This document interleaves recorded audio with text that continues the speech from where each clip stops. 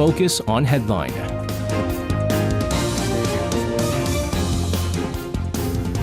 All right, let's take a look at what major news is making the headlines today on Focus on Headline. For this, joining us in the studio, we have our reporters in Lee Young and Yoon. Guys, welcome back. Good evening. Good evening Welcome to you back, guys. SJ. Oh, is this Although I saw you yesterday. That's weird because I saw you yesterday. And said hello yesterday. But thank you very much. Before we begin, I just want to tell you that it's not your fault. Whatever you've done in Jeju. What happens in Jeju stays in Jeju? Does something happen? No, because yesterday... Seung, you can't say that because you're not my wife. Yesterday... Oops, yeah. Yesterday was a thing about what husbands want to hear most from their wives. Mm-hmm. And I was supposed to find out what number one is, and I said, it's not your fault. That's what I want to hear the most. But apparently number one is like, you did well or something like that. But wasn't it I love you? No? I love you was like number three or something. Oh, okay. Just shows you. Shows you how but things anyways, change. it's not your fault. I know. Only our staff knows what happened in Jeju. Let's keep it at that. Nevertheless, we've talked about all throughout, yesterday and leading up to last week as well. President Yoon Suk-yeol quite busy on the diplomatic front. We had a whole weekend of diplomacy happening for President Yoon Suk-yeol. He took part in the G7 summit over in Hiroshima, Japan. He hosted also European leaders for summit talks here in Seoul as well as they celebrate the 60th anniversary of diplomatic ties in 2023. So we're going to talk about this to kick things off. Jiyoung, you have more on this. Sure. Now, President Yoon Suk-yeol hosted European Council President Charles Michel and European Commission President Ursula von der Leyen for a summit in what was his final event of this super week of diplomacy on Monday. And among his top priorities for improving bilateral relations, he saw the need to expand cooperation in three specific fields. President Yoon said in a joint press conference that our new green partnership will boost cooperations in areas like renewable and green technology. And importantly, through this partnership, we will strengthen our cooperation in the safe operation of nuclear power, among other issues. Now, during a separate cabinet meeting held at the Yongsan presidential office on the same day, President Yoon presented a detailed overview of the achievements of the diplomatic super week that took place around the G7 summit, sharing the role and responsibilities of South Korea as a global central state, global responsible state, and global contributing state. Now, going back to the EU Council, this is the first time in 11 years for both the European Council and Commission presidents to visit Seoul for a bilateral meeting. And this visit comes as the two sides celebrate the 60th anniversary of their bilateral ties, which have been a strategic partnership since 2010. Now, according to the joint statement released following the summit, an agreement was made on opening talks for South Korea to take part in the Horizon Europe Research and Innovation Program. And this is an EU member program for advancing science and technology with a budget of more than $100 billion until 2027. Now, also discussed was security, specifically Russia's invasion of Ukraine and North Korea's missile and nuclear provocations issue that South Korea and the EU have to deal with due to their proximities to those threats. Now, both sides reiterated the need for cooperation with a strategic dialogue at a foreign ministerial level established to enhance cooperation on global peace and security. In the meantime, the Council President acknowledged South Korea's role in global affairs, so far saying that in a world profoundly shaken by Russia's war aggression on Ukraine and Russia's blatant violation of the UN Charter and international law.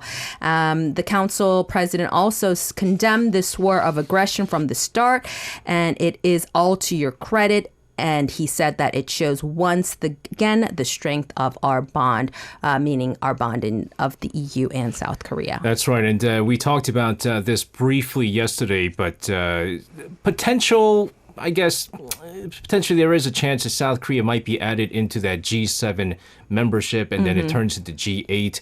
And of course, what our expert yesterday, Professor An Jun-sung, one of the things that he noted is that those that have the majority of the membership in the G7 right now is in the EU countries, the European countries, and the UK. And so it's good to have good relations with the member states there, and potentially getting membership for a potential G8, right? We would have to call it G8. It actually used to be G8 not too long ago, before Russia was removed from the membership because of their annexation of Crimea. In the meantime, South Korea and China held a director-level diplomatic meeting in Seoul on Monday. It is notable, considering that South Korean diplomatic officials had a one-on-one meeting with his Chinese counterpart. It's been, again, we've been talking about how South Korea and China, their ties have strayed quite a bit.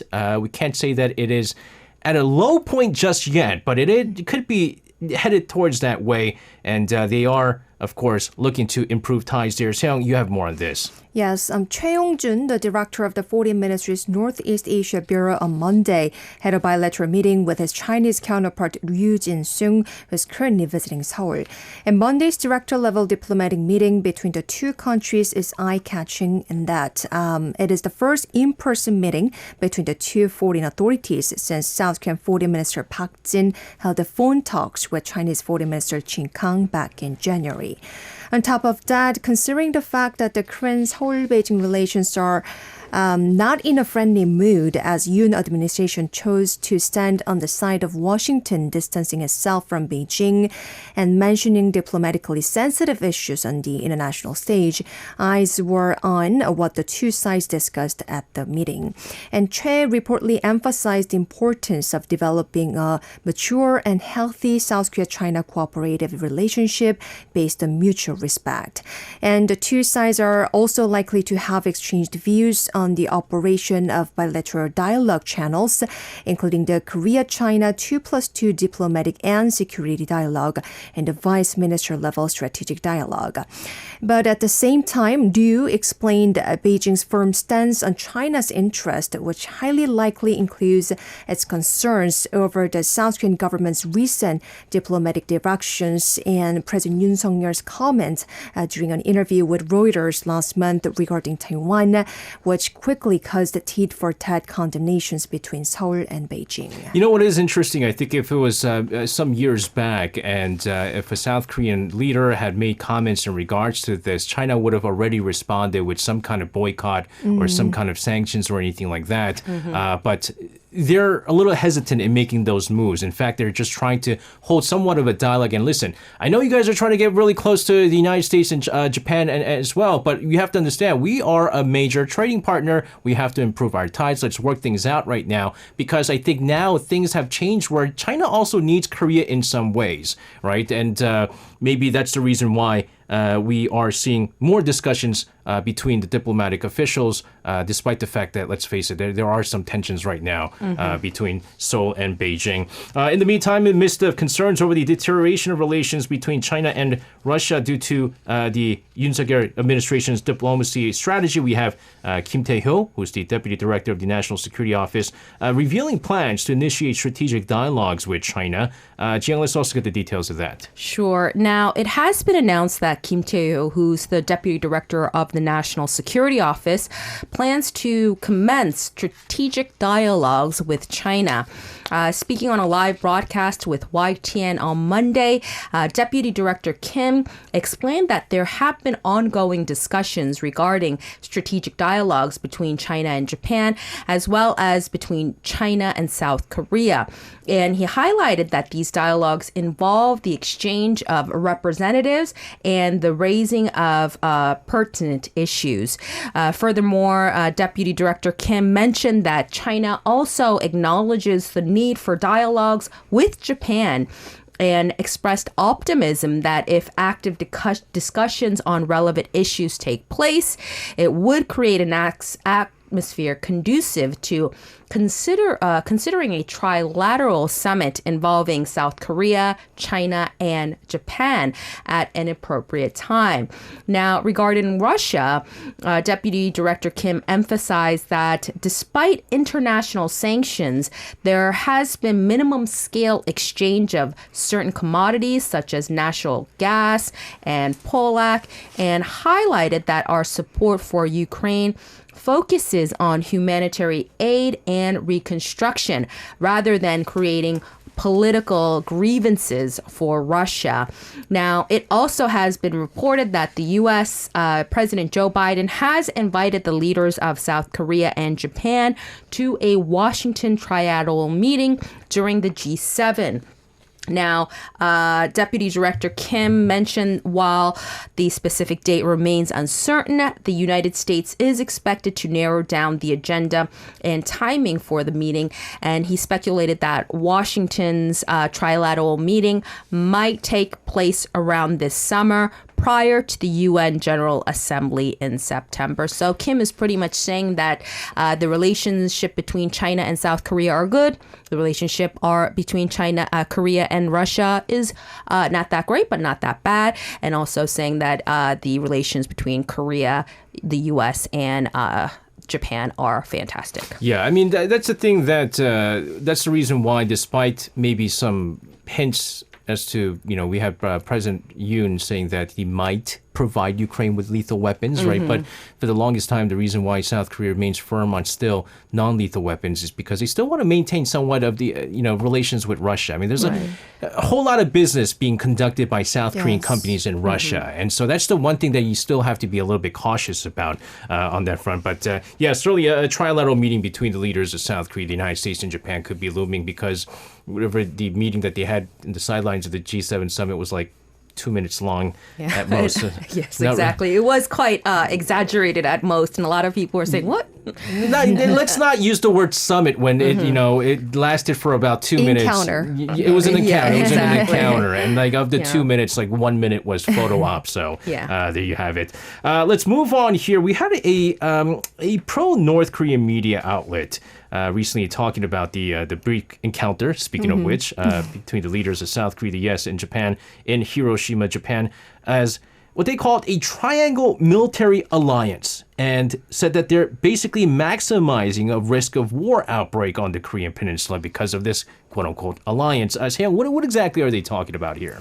Well, a pro-North Korean newspaper in Japan, 조선신보, on Tuesday claimed that the three-way meeting that took place at the site where the atomic bomb dropped aimed to cover the crimes of those who create a crisis and the risk of military collusion on the Korean peninsula by turning people's eyes and to cope with the nuclear and missile threats of North Korea. It also went on to say that the three sides are currently maximizing the risk of the war and no diplomatic rhetoric can conceal this. And the media report also condemned the leaders of South Korea and Japan who jointly visited the memorial for Korean atomic bomb victims in Hiroshima for the first time in history. It pointed out that those Koreans who lost their lives from atomic bomb attack were the forced labor victims under the Japan's colonial rule who suffered from abuse, isolation, hunger, and they ended up losing their lives because of the atomic bombs dropped by the U.S. in a foreign country.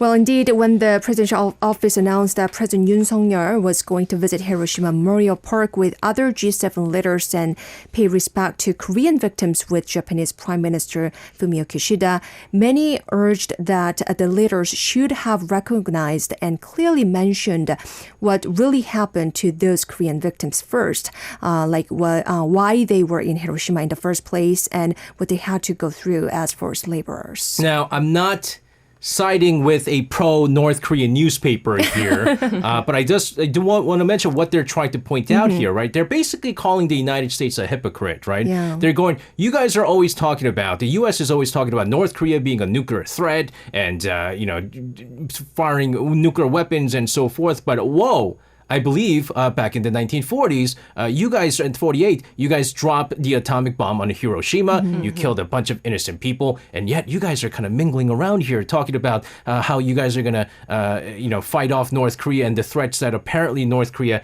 poses when it comes to nuclear weapons. So basically calling them a hypocrite is what's going on here. But also on the flip side, again,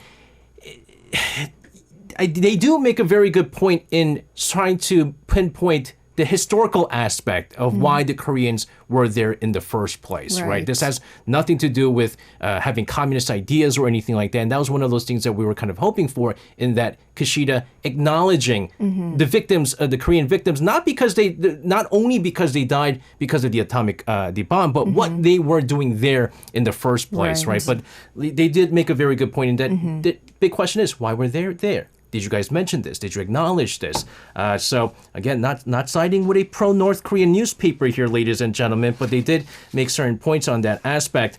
In the meantime, the construction of a new facility at North Korea's West Sea satellite launch site progressing at a rapid pace. And of course, there's speculation that this facility could be intended for launching the much expected military reconnaissance satellite that Kim Jong-un had overseen and ordered recently. Jiang, tell us more about this. Sure. Now, according to a recent analysis of satellite imagery taken by the U.S. commercial satellite Planet Labs on the 22nd, Radio Free Asia has reported that the outline of a suspected new launch site has become visible at the Dongchangni West Sea satellite launch site in Cheolsan-gun County in North Korea. And the report suggests that construction work is currently ongoing at a rectangular site measuring 140 meters in width and 40 meters in height.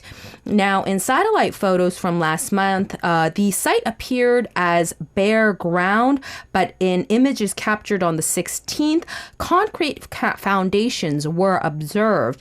And subsequently, large cranes were spotted at various locations within the area, indicating active construction activities in the entire zone. Now, Dave Schmerler, who is a senior researcher at the James Martin Center for Non-Proliferation Studies, commented that North Korea seems to be supplying power for the construction of a new launch pad. And the research center speculates that the site may include a lightning protection equipment, cranes, and a mobile train vehicle base. Now, Joseph Bermudez, who is a senior researcher at the Center for Strategic and International Studies, also analyzed the construction site, noting the presence of a building measuring approximately 55 meters high in length, 55 meters high in length and 27 meters in width, as well as 3 or more large construction cranes. Now, he concluded that the outlines of a new satellite launch pad are emerging as well. Now, Bermudez further explained that North Korea has control over resources and manpower, allowing them to proceed at a different pace than other countries. And it is currently spring in the peninsula with favorable weather conditions, enabling them to bring in more workers, supply more materials, and expand construction. And previously, the Korean Central News Agency, which is a North Korean media outlet, reported that preparations for loading the payload of the first military reconnaissance satellite, referred to as the number 1 satellite, onto a launch vehicle were that this was completed. And it was also reported that on the 16th, North Korean leader Kim Jong-un visited the Satellite Launch Preparation Committee and approved the committee's future action plan. Now, North Korea has been conducting long-range rocket launches, claiming that they carried objects it referred to as satellites from the West Sea satellite launch site located in its westernmost region. And looking ahead, a major event that could serve as a significant opportunity for North Korea to host a military parade is the commemoration of the armistice of the Korean War. Now, this is an important date, which falls on July 27th, which marks the 70th anniversary of the Korean War, which started on June 25th. Now, lot of military actions is going on in North Korea, which we should be noting and taking a look into. Yeah, so July 27th of this year would mark the 70th anniversary of the armistice, right? Because the start of the war was in 50, so it would be 73 years. But it's interesting because North Korea considered they don't even call it the Armistice Day. Victory Day. They call it Victory Day because they won. And in their history books, they won. But it's quite interesting because the U.S. and other countries have come out saying that they will slap North Korea with further sanctions if they go about launching this military reconnaissance satellite. But North Korea is basically going, you guys all have military reconnaissance satellites too. Why can't we have spy satellites? You guys have spy satellites all over our, the peninsula and so forth. But it uses ballistic missile technology, and North Korea is banned from using military ballistic missile technology, Right. And hence we're probably going to be seeing pretty harsh sanctions come up. But again, it really it hasn't ever deterred North Korea from conducting these tests. Speaking of launch, we have a legal launch that's going to happen tomorrow. We're talking about South Korea's homegrown rocket, Nuri, transported finally to the launch pad inside the Naro Space Center in Goheung County, Jeollanam-do Province. This happened just before 9 a.m. this morning. And this is just a day ahead of the liftoff, as they're hoping to deploy multiple satellites into orbit this time. So let's get the latest on this. Yes, according to the Ministry of Science and ICT and the Korea Aerospace Research Institute, Nuri, which left an assembly building earlier on Tuesday morning, reached the launch pad successfully via a specially designed non-vibrating transporter. In the afternoon, pre-launch checks were carried out, and the Science Ministry says all the preparation process will be done by 7 p.m. this evening unless it finds a problem with Nuri. And the Science Ministry will also hold a Nuri Launch Management Committee meeting at 8 p.m. on Tuesday to decide whether to launch it as scheduled based on the results of the preparation works and the weather conditions. And then on Wednesday afternoon, the committee will hold another meeting for final checkups. And if everything goes as planned, Nuri's third launch will take place at 6:24 p.m. Wednesday, but the time may change according to external factors such as the weather. If you remember, South Korea's homegrown rocket Nuri was successfully launched in June 2022 in the second attempt to put satellites into orbit, and it was a significant milestone in the nation's science rocket development. And that made South Korea the seventh country in the world to develop a space launch vehicle that can carry a more than 1-ton satellite, following Russia, the US, France, China, Japan, and India. And different from its first and second launches, this time, Nuri is expected to carry out its mission of putting 8 practical satellites into orbit. And so far, Goheung is forecast to have promising weather on Wednesday, so fingers crossed for Nuri. Speaking of which, very rare that here in our program we talk about weather unless we have, again, very bad weather. We've talked about in the past when we had just torrential downpours and floods happening here in Korea and things like that. But because this launch is weather sensitive, even if it's slightly too windy, they're not going to be able to launch this as well. So we're going to take a look at the weather forecast on the launch day, which is set for tomorrow, Wednesday, South Korea time. Jiyoung, you're going to be our weathercaster for the day here. What's tomorrow's weather condition and how will it impact the launch? Sure. Now, according to the Korea Meteorological Administration, the weather at the Naro Space Center in Bongnaemyeong, Goheung-gun, Jeollanam-do Province, where the launch pad is located, is expected to have occasional clouds in the afternoon as it enters the periphery of a high-pressure system moving eastward from central China. And based on the latest forecast as of 9:30 a.m. today, the probability of precipitation is predicted to range from 0 to 20%, which is quite good. And the wind is expected to be gentle, ranging from 2 to 4 meters per second. And on the launch day, which is the 24th, the morning low temperature and daytime high temperature are forecasted to be 16 degrees Celsius and 21 degrees Celsius, respectively. Now, due to the influence of a high-pressure system moving northeastward from the southern waters of Jeju Island, the sky is expected to be clear, occasionally with some clouds. Now, the probability of precipitation is also As I mentioned, expected to be 0 and 20. And according to the Korea Aerospace Research Institute, for a successful launch of Nuri, the temperature should be between minus 10 degrees Celsius and 35 degrees Celsius. Now, clouds or rain do not pose a significant impact, but ground level winds capable of altering the trajectory should not exceed an average speed of 15 meters per second or a maximum gust speed of 21 meters per second. Now, additionally, thunderstorms should be avoided as they could potentially damage the payload. Now, in conclusion, tomorrow's weather forecast looks A-okay for the launch. Yeah, I'm just looking at the weather and stuff like that. Wind, not bad. Most important thing is kind of the morning and the early afternoons and things like that. And there's some clouds, but clouds are okay, right? The clouds are okay Right. as long as there's not a whole lot of wind and rain in the forecast there. So again, we'll be getting a close tab on the launch date tomorrow. We will give you guys a full-on report on the launch of the Nuri space rocket. Let's move on here. Probably one of the major issues at hand that we've been talking about when it comes to some of the societal issues here in South Korea is the Chunse fraud. Wave of those that certainly impacted thousands of people here in the country. We talked about the special bill to support victims of the so-called Chunse fraud.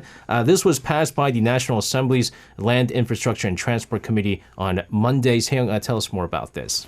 Yes, a parliamentary subcommittee on Monday, with the agreement between the ruling and opposition parties, passed a special bill to help victims of a series of Chunse scams, including offering interest-free loans from the victims. Again, for our listeners, Chunse is the country's unique home rental system. And the ruling and opposition parties failed to narrow their differences in the past 4 subcommittees over specifics of the measures to support the victims, but on Monday they finally reached an agreement at the 5th subcommittee. And the bill is now expected to be approved at a plenary session of the National Assembly on Thursday, following the plenary sessions of the Land, Infrastructure and Transport Committee and the Legislation and Judiciary Committee on Wednesday. Now, the bill will provide interest-free loans to affected tenants for up to 10 years for a certain amount of the deposits they made. And by doing so, the tenants will be able to cover the amount of money they need to prevent their houses from being sold to other financial institutions when they're auctioned or put up for public sale. And the special bill will also ease and lower the requirements so that victims of other house-related scams, such as double contracts, will be supported as well. And the special law was passed by the parliamentary subcommittee after death of at least 4 victims in their 20s and 30s amid a series of Chunse fraud again. Again, these interest-free loans are given, but the fact of the matter is, because it's a loan, you have to pay that back, right? And so ultimately, you lost out. A lot of people lost out on the deposit money on the Chunse, and it's just it's devastating. And you know what? Some people might say, a lot of them were maybe $100,000 close to that, but a lot of people who live in those areas, $100,000 is a whole lot of money, and so they basically lost out on their life savings because of this. Also, on Monday, a bill passed the Special Committee on Political Reform in the National Assembly. This bill stipulating that when members of the parliament register their assets, they must also disclose their virtual asset holdings as well. This, of course, because a recent former DP lawmaker and a cryptocurrency scandal that led to him, of course, resigning from his party membership. Chi-young, tell us more about this. Yeah, now the proposed amendment to the National Assembly Act, which includes the requirement for members of parliament to disclose their virtual asset holdings, unanimously passed the Special Committee on Political Reform. Now, this amendment aims to prevent conflicts of interest by expanding the scope of private interest declaration to include virtual assets like cryptocurrencies. Now, Representative Chun Jae-soo, who is the chairman of the Committee on Bill Deliberations, who is a member of the opposition Democratic Party, stated during a press briefing, quote, the scope of virtual asset registration is applicable to newly elected members of parliament, but the special provision in the bill extends it to the current 21st Assembly members as well. And he further explained that members of the parliament must report their virtual asset holdings and changes in their status up until May 30th of this year. And current members of parliament will be required to register their virtual asset holdings with the National Assembly Ethics Committee by the end of next month.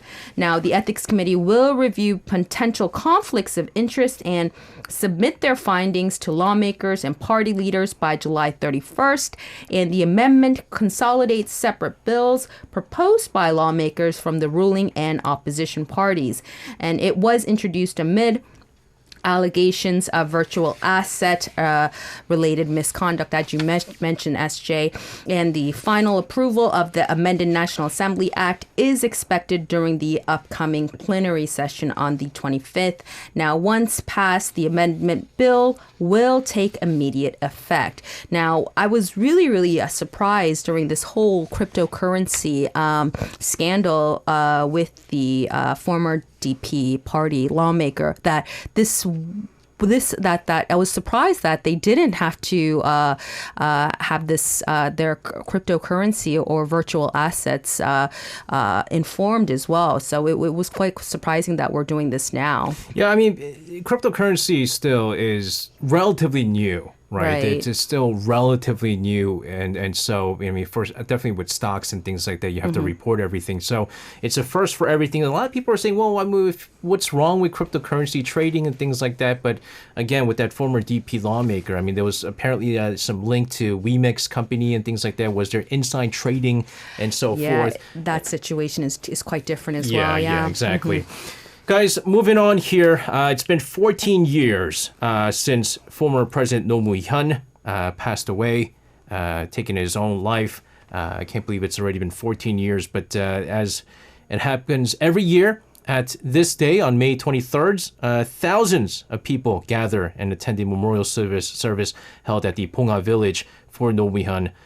This also happened on this Tuesday as well. So, let's get more on this. Right. Today marks the 14th year since former President Roh Moo-hyun's death, who was an iconic liberal politician.